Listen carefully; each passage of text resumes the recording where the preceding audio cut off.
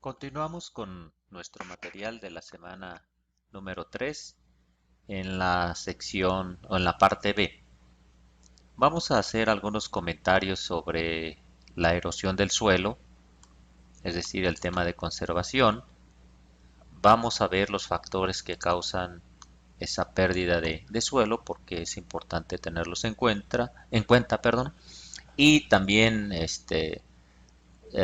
situaciones o aspectos muy generales sobre la nutrición y la fertilización en, en el caso de sistemas intensivos, todo enfocado desde luego hacia el suelo.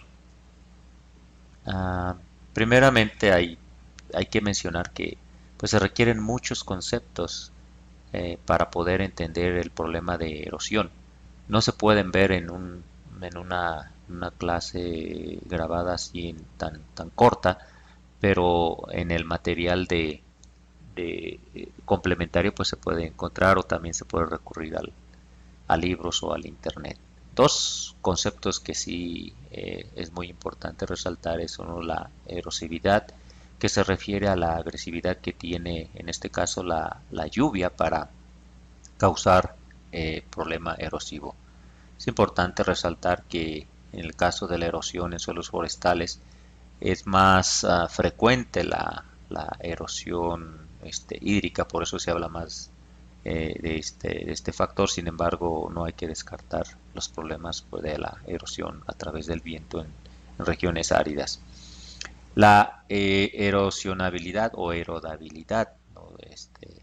Es una cualidad que representa esa vulnerabilidad que tiene el suelo para ser afectado por esos agentes erosivos, insistiendo en este caso enfocándonos al tema del agua. Entonces, ¿qué tan vulnerable es a la erosión por el agente de la lluvia? Esos serían dos conceptos. Estos conceptos son básicos porque por un lado tenemos la fuerza de la gente y del otro lado la susceptibilidad del suelo que tienen que ver mucho con el proceso de erosión.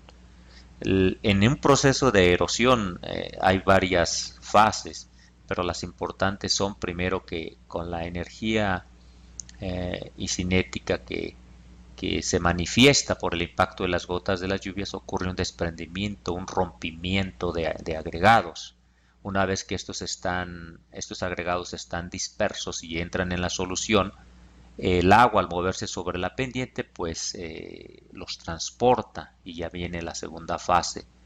Esta energía o capacidad de carga se va a agotar en un momento dado cuando disminuye el escurrimiento superficial o cuando la pendiente cambie considerablemente y va a ocurrir un depósito. Entonces esas son las tres fases de la erosión: un desprendimiento, transporte y depósito.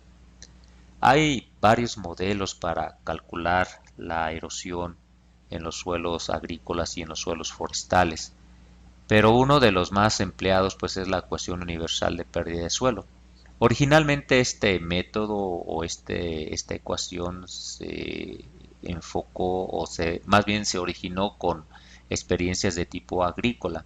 Aquí solamente estamos presentando un resumen de cuáles son los factores importantes que determinan la pérdida de suelo. Entonces la pérdida de suelo va a ser el resultado del poder erosivo de un agente, en este caso de la lluvia, la vulnerabilidad del suelo a ser erosionado, que a lo mejor lo están advirtiendo, pues eso depende de cuánta materia orgánica hay, de qué tan fuertes son sus agregados, de la estructura. Depende de la longitud de la pendiente, el grado de pendiente, porque eso va a favorecer la velocidad de escurrimiento y va a incrementar el poder erosivo. La cobertura también, si tenemos una buena cobertura, se minimiza el riesgo o los problemas de erosión. Las prácticas que podemos hacer, ya sea bordos, zanja trinchera, reforestaciones o un aprovechamiento en fajas, son algunas de las prácticas que podemos hacer para controlar estos factores. En forma natural o la distribución o el poder erosivo eh, tiene ya su distribución en cualquier parte del mundo. Para nuestro país hay datos muy generales donde está el potencial de la lluvia donde es más elevado para causar erosión. Y con base en eso, pues se hace cierta planeación. Naturalmente que en los lugares donde esperamos un poder erosivo más alto, ponemos más atención para el cálculo específico de ciertas obras de conservación. Un aspecto que tenemos que resaltar aquí es cuando es posible tener en forma gráfica, como es en esta tabla o en esta figura, cuando podemos tener los parámetros de la ecuación universal de suelo, podemos utilizarla para hacer alguna planeación. Por ejemplo, aquí estamos graficando en forma combinada el factor de longitud y de grado de pendiente, y acá tenemos por otro lado longitud de la pendiente. De tal forma que si asumimos ciertas pérdidas y tenemos una determinada pendiente, podemos saber cuál sería la distancia esperada. Por ejemplo, si esperamos un valor, un factor LS que nos asegura unas pérdidas tolerables en un terreno que tiene 14%, esto implicaría que las obras que vamos a programar estarían distanciadas en alrededor de 20 metros. Y así, si por ejemplo para este caso y este mismo factor de pendiente, la pendiente es menor, ahora tendríamos en el caso de pendientes por decir del 5%, pues el distanciamiento entre obras podría ser alrededor de 200 metros. Entonces, este es un aspecto muy importante que tenemos que tomar en cuenta. La ecuación nos sirve en forma de una manera muy práctica para hacer una planeación de las obras de conservación. En esta imagen lo que más resaltamos es una estimación de la erosión del suelo bajo dos condiciones. Intencionalmente se le da mucho peso aquí al poder erosivo de la lluvia, y lo que más queremos resaltar es qué tan importante es el clima en la planeación de las obras de conservación de suelo. El ejemplo que mencionábamos de encontrar una distancia entre obras partiendo de ciertos aspectos topográficos y de condición del suelo, pues se puede derivar una vez que nosotros asumimos o proponemos una pérdida permisible, ¿no? Que eso generalmente estamos hablando de pérdidas permisibles de menos de 10 o menos toneladas por hectárea por año. Si ponemos ese componente en la ecuación y resolvemos en este caso, para el factor de longitud dependiente, pues nos estaría dando una respuesta muy específica sobre qué distancia sería la correcta para las pérdidas de suelo esperadas o controladas que pudiéramos pensar. Con respecto a la nutrición y fertilización forestal, desde luego que esta práctica solamente se lleva a cabo en sistemas muy intensivos en las plantaciones, porque tiene su justificación desde el punto de vista de rentabilidad, que es donde más se justificaría el manejo de la nutrición y de la fertilización.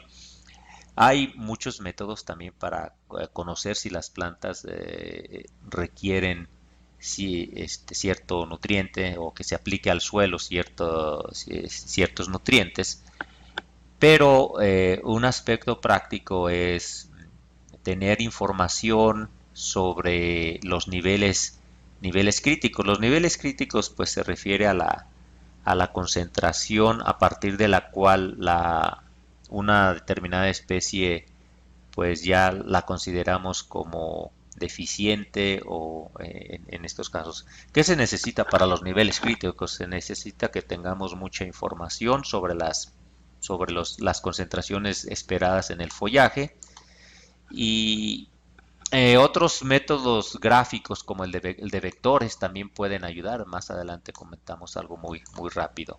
En realidad, para la fertilización, pues se tiene que considerar primeramente si es rentable, qué resultados nos arrojaron los análisis de suelos, cuál es la especie, cuál es la demanda. De esos aspectos estaríamos hablando.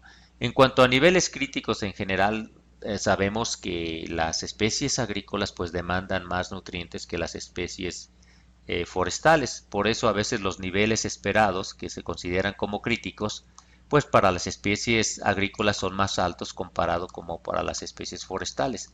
Aquí, por ejemplo, estamos haciendo una comparación principalmente con nitrógeno, pero podemos hacerla para otros componentes. El, algunas experiencias en invernadero muestran que hay una variación importante en cuanto a las concentraciones de nutrimentos de las coníferas y que el, en el caso de las especies tropicales demandan más nutrimentos en general que las especies tropicales, principalmente para nitrógeno y ese es un resultado importante que, han, que encontraron estos autores están en las referencias. Bueno, este sería un panorama general comparando la demanda que se tiene entre especies tropicales y especies de zonas templadas y vemos que tanto para nitrógeno como para potasio y calcio y magnesio, los cationes, hay una diferencia importante en las especies tropicales. Entonces tenemos que considerar esta situación para cuando estemos viendo o analizando los análisis de suelo, y dependiendo de qué especies son las que vamos a trabajar, si son especies de clima templado o especies de clima tropical. Eh, las deficiencias nutrimentales a veces no es tan fácil identificarlas, pero el follaje manifiesta ciertas características y ya los expertos en nutrición forestal se dan cuenta pueden advertir cuál es el elemento que falta. Aquí tenemos algunos datos sin el propósito de hacernos expertos en este asunto, sino más bien de comentar cómo opera esto. Por ejemplo, un amarillamiento general en el caso de fierro es característico en teca, ¿verdad? Que nos indica, o una clorosis en las puntas en el caso de cobre, y así otras manchas que se pueden ver cuando tenemos problemas de zinc. Aquí la cuestión es saber para cada especie cuáles son los indicadores que se tienen, y eso solamente se gana con la experiencia. Para fines del curso lo importante es decir cómo se logra hacer un diagnóstico. Eso es lo más relevante por el momento. Y así podemos mencionar para otros elementos. Esta también es en el caso de teca. La fertilización se puede estimar con respecto a la dosis a la demanda que tiene el cultivo, en este caso los árboles, cuánto están requiriendo anualmente, el suministro que sería lo del suelo. Para eso interpretamos los análisis del suelo y vemos cuánto le puede suministrar el suelo y una eficiencia en el fertilizante. Cada fertilizante tiene diferente nivel de eficiencia, pero esta fluctúa entre 40 y 60%. Hay varios aspectos más que se tienen que considerar en el fertilizante: la forma en que viene, si es soluble o no muy soluble. Si tenemos fertilizantes muy solubles en texturas gruesas, pues vamos a perder gran parte del fertilizante porque la velocidad de infiltración es muy alta, ¿no? Eso es por decir algún ejemplo. En el caso del gráfico de vectores, después de aplicar un fertilizante, eso es un procedimiento que utiliza tres parámetros. Por un lado, habla de una concentración relativa en términos de porcentaje con respecto al testigo. Habla también de una masa relativa con respecto al testigo y de un contenido relativo, de una biomasa, más bien la masa relativa, perdón, es con respecto al follaje, y el contenido relativo es con respecto al nutriente. Entonces, para este caso se hacen unas gráficas con tres ejes y se ve cuál es el desplazamiento que tuvo cada uno de los tratamientos con respecto al testigo. Cuando hay respuesta a la fertilización tenemos cambios importantes en biomasa y aumento en los dos parámetros, y tenemos vectores como de de tipo 3. Entonces este es un método gráfico que nos ayuda a ver si hay respuesta o no de un determinado fertilizante. Eh, hay mucha información, pero hasta aquí dejaríamos por el momento y se tiene que complementar esto que estamos comentando con el material adicional. Muchas gracias.